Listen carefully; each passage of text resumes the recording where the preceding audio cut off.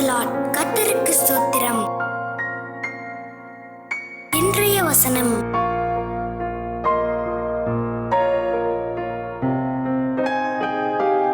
மத்தேயு 20:25 முதல் 28 வசனங்கள்.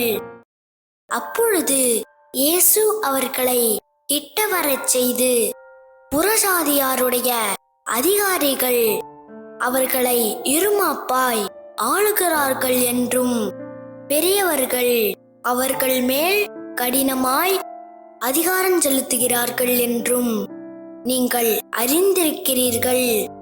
உங்களுக்குள்ளே அப்படி இருக்கலாகாது.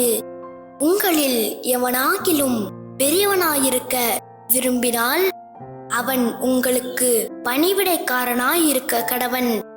உங்களில் எவனாகிலும் முதன்மையானவனாயிருக்க விரும்பினால் அவன் உங்களுக்கு ஊழியக்காரனாயிருக்க கடவன்.